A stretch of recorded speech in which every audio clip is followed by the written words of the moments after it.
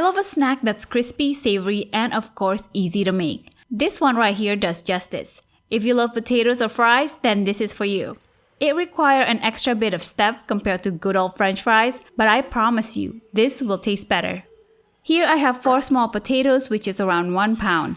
I'm gonna peel them, get rid of all the skin until it's nice and clean, then just chop them to small pieces.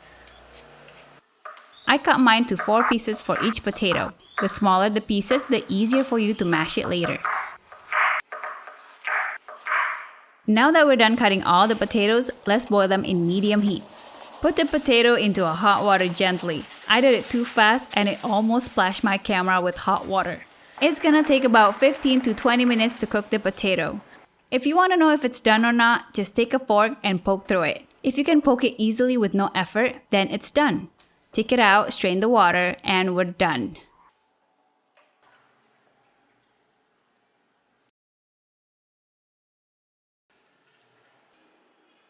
Here comes the mashing part. I put mine into a strainer, then just mash it so it goes through the fine hole. It's kind of like making mashed potato. You can pound it, use a fork, or do it like me. Mash, mash, mash like you mash your ex's heart. If you're using a strainer, scrape the bottom part because usually the potato will get stuck on it. Clean it well so you can get all the potatoes.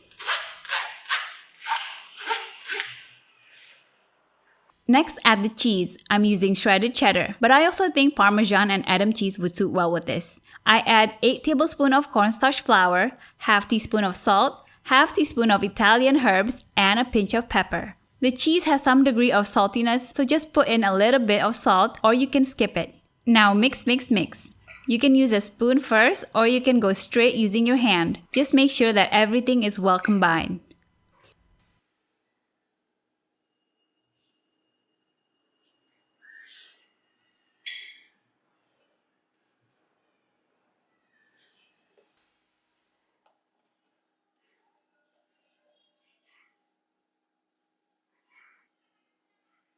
There's a trick for rolling out the dough to make it nice and neat. That is by using plastic or Ziploc bag.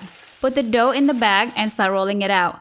This will act as a mold for the dough. It's going to take shape of the bag and make it rectangular shape.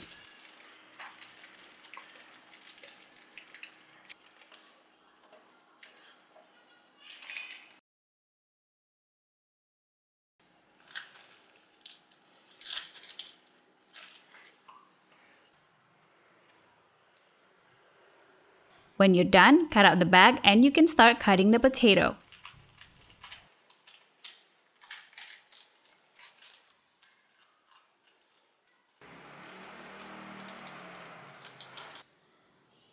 I cut mine to about 1/2 inch in width. You can make it smaller or to any shape you want, friend.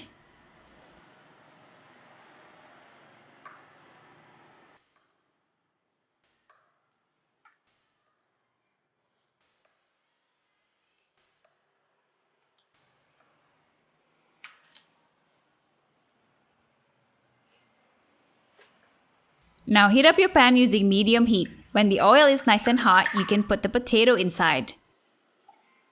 You don't want to put too much in a pan because it can get sticky, so give some space for the potato. Stir it once in a while, making sure it's cooked evenly.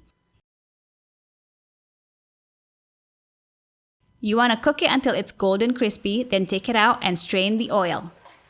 Now the potato is done, let's make the cheese sauce.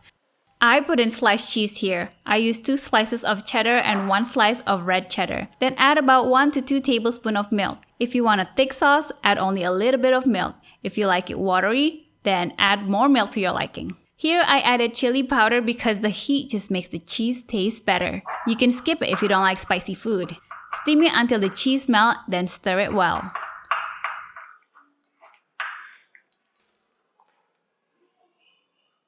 Now it's ready to serve. As you can see, the potato is crunchy and so yummy. And by the way, this is also a good snack if you have toddlers at home. Sometimes they're very picky about food, but always say yes to some crispy finger food. Dip it in the cheese sauce and it's so good. I just love the kick from the chili powder. So this is it. Try this at home and see if you and your family like it too.